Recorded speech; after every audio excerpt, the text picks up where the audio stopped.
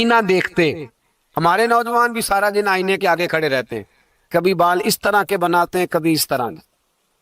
تو میرا کئی دفعہ دل کرتا ہے کہ میں ان سے کہوں کہ تو آئینے کو کہہ رہا ہے جھوٹ بول، پر وہ کیسے بولے؟ تو کہہ رہا ہے آئینے کو کہ تو کیا سب سے پیارا تو ہی لگ رہا ہے، پر وہ کیسے بولے؟ اس نے تو سچ بتانا ہے. ان کو آئینہ جو دکھایا تو برا مان گئے. تو میرے عزیز یاد رکھیے گا، نبی پاک صلی اللہ علیہ وسلم بھی آئینہ دیکھتے. آئینہ دیکھنا حضور کی سنت ہے. کوئی سنت سمجھ کے آئینہ دیکھے گا تو ایک دفعہ دیکھنے پر 100 شہیدوں کا ثواب ملے گا. لیکن نبی پاک صلی اللہ علیہ وسلم آئینہ دیکھتے کیا کہتے؟ اللہم انت حسنت خلقی فحسن خلوقی. یا اللہ، یہ دیکھیں حضور نے ہمیں سکھایا ہے، یا اللہ جس طرح تو نے میری صورت اچھی بنائی ہے میری سیرت بھی اچھی بنا دے. یہ ہمیں سکھانے کے لیے دعا. یا اللہ جس طرح صورت اچھی بنائی ہے، جس طرح تو کہتا ہے نا اس دفعہ اس وقت دیکھ لو کپڑوں پہ کوئی داغ نہیں، تو دعا کیا کر باطن کے بھی اللہ داغ دور فرما دے، یہ والا سارا معاملہ بھی ٹھیک ہو جائے. آخر کی طرف آتا ہوں. فرمایا جب کھانا کھانے لگو تو دعا مانگو. اور ایک روایت میں فرمایا یہ دعا پڑھ لو، کھانے میں زہر بھی ہوگا تو تم پہ اثر نہیں کرے گا. کھانے پہ ایسے میں بڑی تکلیف سے کہتا ہوں کہ آج بھی ہمیں کہنا پڑتا ہے کہ بہت سارے لوگ ایسے ہیں جو ابھی بھی کھانے سے پہلے بسم اللہ نہیں پڑھتے. یار بڑے افسوس کی بات نہیں؟ بڑے افسوس کی. حضور نے دعا سکھائی، میں یہ دعا پڑھو گے تو زہر بھی ہوگا تو اثر نہیں کرے گا. بسم اللہ الذی لا یضر مع اسمہ شیء فی الارض ولا فی السماء یا حی یا قیوم، جس کی برکت سے زمین و آسمان میں کوئی چیز بھی نقصان نہیں دیتی. اور اے اللہ اے ہمیشہ زندہ رہنے والے اور قائم رہنے والے.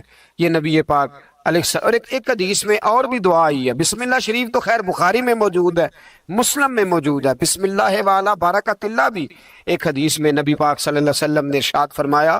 اور جب کھانا کھا چکے پھر کہا دعا مانگو، الحمدللہ الذی اطعمنا وسقانا وجعلنا من المسلمین. اللہ تعالیٰ کا شکر ہے جس نے ہمیں کھلایا بھی، پلایا بھی اور مسلمان بھی بنایا. مرزا مظہر جانا فرماتے ہیں کہ بارش ہوئی تھی تازی دلی میں تازی بارش ہوئی. ایک بابا لکڑی کے جوتے پہنے کھڑا ہوں، اللہ اللہ اللہ، اسی کسے دے کچھ بھی نہیں لگ دے نہ کوئی ساڈا دردی. بابا مست ہو کے جا رہا، اللہ اللہ کرتا جا رہا. ایک طوائف اپنے کوٹھے سے اتر کے تو سیڑھیوں پہ بیٹھی تھی، ساتھ اس کا یار بھی بیٹھا تھا. بابا اپنی مستی میں جا رہا تو بابا جی کے پیروں سے کچھ مٹی اڑی تو اس عورت کے کپڑوں پہ پڑ گئی. پرواہ نہیں، بزرگ گزر رہے. وہ یار اس کا دوڑا ہوا آیا، اس نے آ کے تھپڑ مارا. کا خیال نہیں سارے اس کے کپڑے آلودہ کر دیے، تو کدھر تیرا دماغ نہیں ٹھیک؟ بابے نے نظر اٹھائی، کہا بیٹے میں نے دیکھا نہیں، چل اللہ تیرا بھلا کرے، تو نے بدلہ لے لیا. بابا جی چپ کر کے وَإِذَا خَاطَبَهُمُ الْجَاهِلُونَ قَالُوا السَّلَامَ، چپ کر کے گزر گئے. ٹھنڈ کا موسم تھا، بارش تازہ ہوئی تھی، حلوائی دودھ کاڑ رہا تھا. اس نے بٹھایا بابا جی کو پھٹے پہ، پیالہ پکڑا، دوڑ کے آگے بڑھا. بزرگ آ گئے، آئیے بیٹھیے. دودھ کا گرم گرم پیالہ شکر ڈال کے دیا. بابا جی نے دودھ پیا، پھر نظر جھکی، پھر رنگ بدلا. کہنے لگے مالک تو کتنا بے نیاز ہے، کہیں تھپڑ مرواتا ہے کہیں دودھ پلاتا ہے. تیری بے نیازی ہے نا، ادھر تھپڑ مروایا یہاں دودھ پلایا، تو ہی جانتا ہے تیرے رنگ کیا ہے. ابھی بابا وہیں بیٹھا تھا، توڑے آئے پیچھے سے لوگ، شور ہوا. بابے کو دبوچ کے وہاں لے گئے جہاں اس نوجوان نے تھپڑ مارا تھا. کہا تو اللہ کا بندہ ہے، اللہ کے بندے بد دعا تو نہیں دیتے. ہوا کیا؟ کہ تو نے بد دعا دی ہے؟ کہا نہیں دی، بات بتاؤ.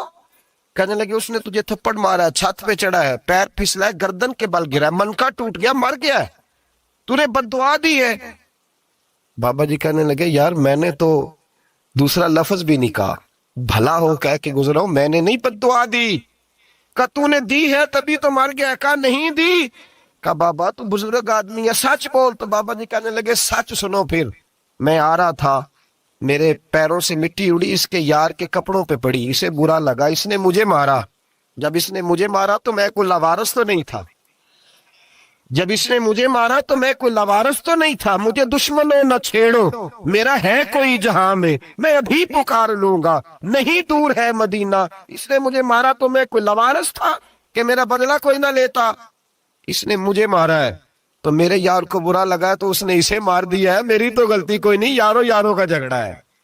یہ تو دوستوں کا جھگڑا ہے, یہ تو یاروں کا جھگڑا ہے, کوئی غلطی نہیں میری, کوئی غلطی نہیں. خش خش جنہ قدر نہیں میرا, اے میرے صاحب نو وڈیائیاں, میں تے گلیاں دا روڑا کوڑا, میں گلیاں دا روڑا کوڑا, مینوں محل چڑھایا ہے سائیاں, مینوں محل چڑھایا ہے سائیاں.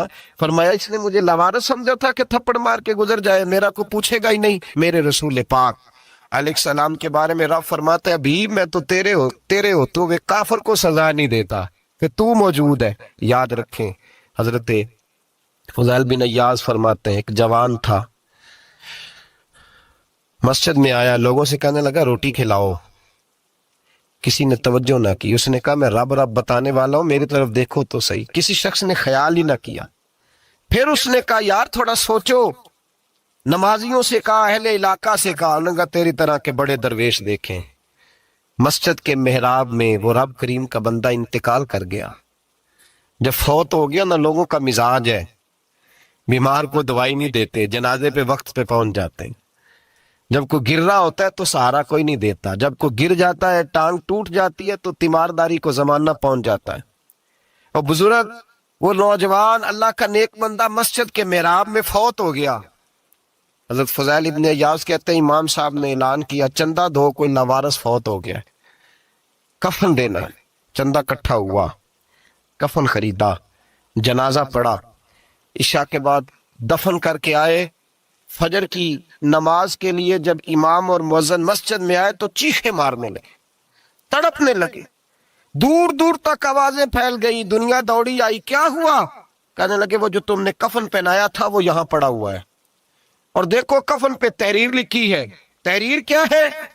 عرش کے مالک نے فرمایا میرے دوست نے روٹی مانگی تم نے دی نہیں, اس نے تمہیں میرے قریب کرنے کے لیے اپنی طرف توجہ کرائی, تم نے کی نہیں. اور میرا یار تمہارے کفن کا محتاج تھا, سنبھال کے رکھو اپنا کفن, میں نے اسے جنت کا لباس عطا فرما دیا, سنبھال کے رکھو. یہ کوئی لاوارثوں کا ٹولہ ہے؟ یاد رکھیں جو وارث والے ہیں, وارث والے ان کا رنگ اور ہے, جو ماننے والے ہیں ان کا مزاج اور ہے. اپنی زندگی لاوارثوں کی طرح نہیں.